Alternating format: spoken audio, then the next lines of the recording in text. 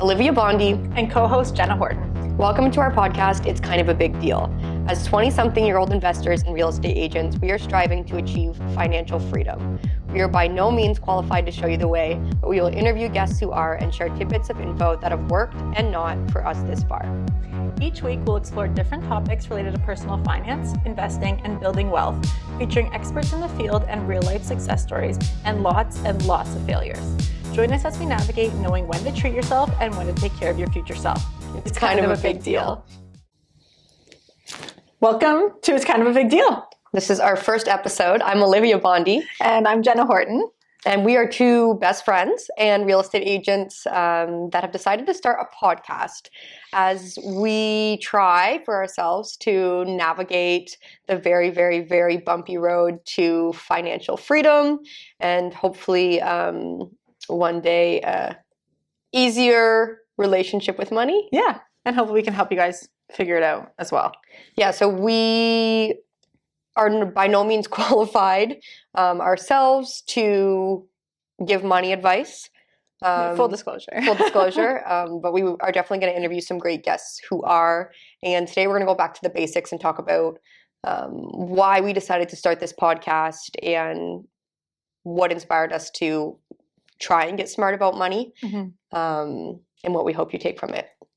Yeah. Okay, are you ready? Let's go. Okay, so let's just start with a little bit of background maybe on ourselves. What was your career before real estate? I did a lot before real estate, just some random jobs. I guess sales related. I worked in the mall, managed a few stores, Call It Spring, Dynamite, Garage, La Senza. So I always liked sales. And then after that, I worked at an oral surgery office, just managing that and doing office admin there. And then started an infertility clinic with a doctor here locally, which was a very rewarding career. I liked that. And then got into real estate. Okay, and what age did you get into real estate? Yeah, very young, actually. It sounds funny to say that I did those things prior to this, but I got my license around 18 or 19. And I remember when I first got my license, I wasn't even legal drinking age, so I couldn't go to the Christmas party. That's crazy. But yeah, it's I'm almost 6 years in the business now. Okay, perfect. How about you? I did more, I would say, of like a traditional route. Before I went to school, I worked in tanning salons since I was super young. Right. And just always like part-time tanning salons after school. And then I pursued the sciences. I took chemical lab technology at Fanshawe and worked here in the Valley for a number of years. And then I got my real estate license 3 years ago now. Yeah, time flies. Yeah, time does fly. So yeah, I've been enjoying it and definitely have learned lots, but I've always been super interested in real estate. Yes, yeah. And buying and selling and for sure. Sales in general.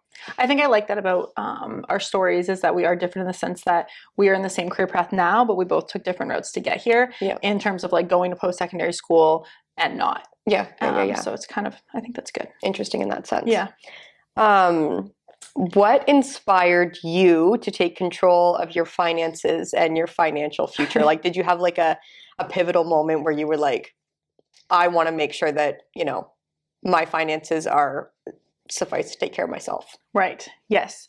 It's funny. We were just discussing this prior to starting, and I thought Olivia knew the story, but I guess that she did not. So there was a pretty big moment for me, and I reflect on this a lot because it's the reason I got into real estate. I was living with my ex at the time, and it was our home and our first home together.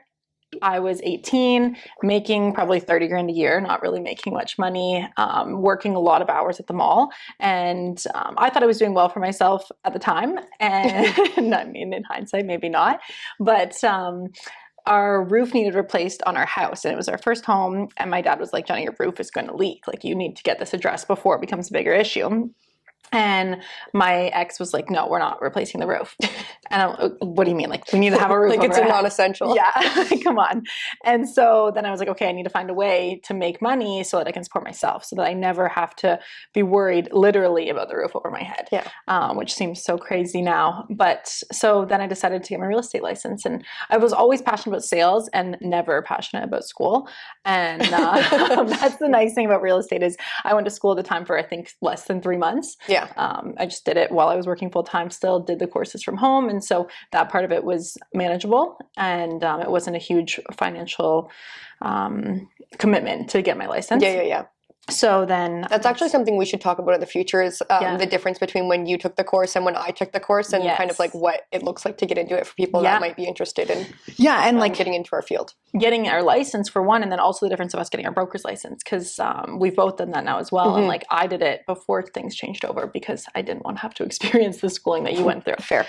Yeah. So yeah, I guess I just decided that I was going to control my finances at that time because I did not want to ask somebody else I didn't want to have to rely on anyone. My parents would have been there if I needed them to be, but it wouldn't have been an easy thing for them to help with. So I wanted to make sure that I could support myself. Were you always good with money? Yes. You've always been good with money. Like you've always been like frugal. Like even when you were a kid, you spend your whole piggy bank or no? No. I mean, I don't think I've really had much of a pig bank going on there. Not much to work with. But I've always worked. Like I had a paper route when I was a kid, like as soon as you could. And then I think I got my first job at 13. I think that's when you can start working. Yeah. So yeah, I was always good in that way. And I mean, I probably spent too much money on clothes in high school. But other than that, I was good with money, and like had half of our down payment for our house when I was 18. Yeah. Like so that we could buy a house. Yeah, so, you must have been good with money then. Yeah. And you've always been good with money. Yeah, I've always been good with money. I've always been like I was probably better with money when I was younger than I am now. Right. And they always say that too. They say like if you can't take care of $100, you're not going to be able to take care of $100,000. So I think that's good for both of us, as we learned to take care of money when we had such little amount of money, and then now we take care of more money. Yeah. And like I was. Like my dad would give me money for lunch every single day, and I would not spend it. Like I would pack a lunch, or I would starve and like bank or find a man to take you on a date. Find a man to take me on a lunch date, and just bank that $20 every single day. Right, that adds up. Oh, it adds up. How do you think about my first house? Oh my god, first car in cash. Yeah, that's a big thing. Seriously. So yeah, I was always good with money. My parents are like, as you know, extremely good with money. My mom especially, maybe a little too tight on the coin purse. But so yeah, I always like wanted to be in control of my money, and I always had like this weird like chase that I think like is something that when you are in real estate you get like that chase and that high, and that's like a continuous thing that you know, no matter how many deals you do, like when you get a deal or you get a few deals lined up, like you're like, it's the thrill of it. Let's go. Yes. I lost my train of thought there. That's okay. So yeah, I feel like I've always been fortunate enough that I've never really struggled with money, because I've always made it a priority, made it happen. Yeah. I've always had money. Yeah. Even when I was younger, I didn't really need a lot of money, but like I always had more than I needed. Right. Yeah. So there was never really a pivotal moment for you? It was kind of just like you saw your parents succeed and like do well with their money?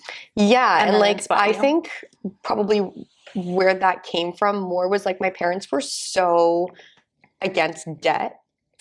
Right. Which like was also something that I had to like rework my brain kind of too, because my parents were like, you know, no car payments, no house payments. Like in my brain, when I bought my first house, like my priority was to pay that down as fast as possible. Even though I had like people who were in the business that were like, Olivia, like mortgage debt is not necessarily bad debt. Yeah.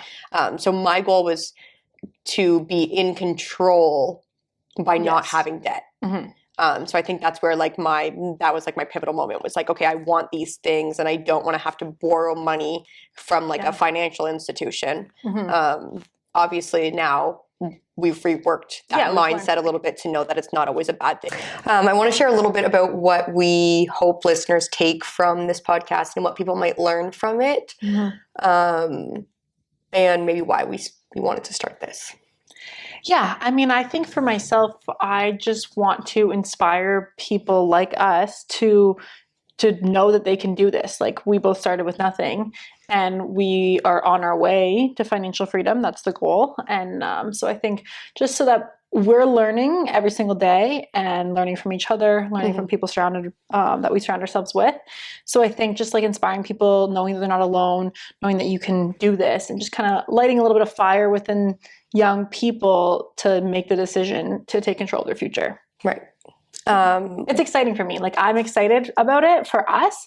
And I think that sharing that excitement and the failures, like, we laugh every single day about the stuff that we get into and the nightmares and the stress, but it's all worth it. And I think, like, sometimes people can get scared of the negative, and I really just want to inspire people. Yeah. And I think it's okay. Like, you can get through the negative no matter how crazy it is if you have the right mindset and support, and I think the right tools in your tool chest per se, to get you through it. And we're going to share some of those strategies that we've come up with, like when we're having a really bad day, whether that's, you know, with our tenants or different sticky situations we've gotten ourselves into, and how we coach ourselves and coach each other through it. Yes. I also want to share a lot that financial freedom looks different for everybody. Absolutely. Right? So, like, do you know what your version of financial freedom would look like in your head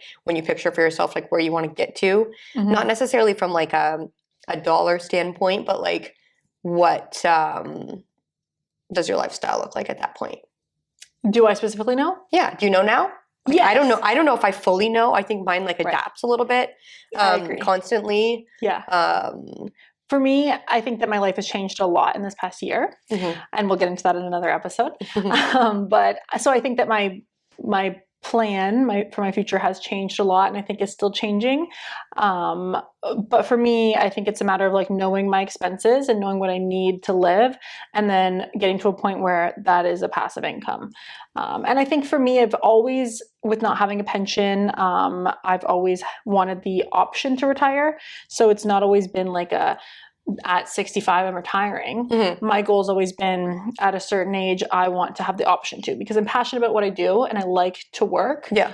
We've always both been hustlers in that aspect. So I think that it's just for me having the option to retire. Yeah. I would say mine is similar. Yeah. And then I think my like baseline goal would just be to like get to a point where, like you said, what it costs to live personally is covered by passive income. Yeah, with investments, whether that's in the stock market or real estate. Yeah, it can look different for different people. But yeah, making sure that like if something happened, God forbid, and in our industry, how it can not always be linear, I could take a year off, or I could take 2 years off if I got sick or one of my family members got sick, and I might not be rolling in the dough, but at least, you know, my lights are still on, all of my expenses are paid, and there's no stress from that perspective. That to me would be being financially It's kind of like a self-insurance, right? Yeah. Like having life insurance is something, and we're just going to insure ourselves in that way.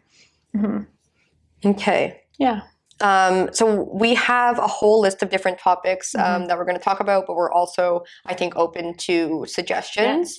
If there's something that our listeners want to see us talk about, or people that they want to see us interview, like I know we want to talk about cohabitation agreements and some fun stuff surrounding separations and how to prepare for that ugliness. Right. We'll talk about buying rental properties, investing in real estate, our careers.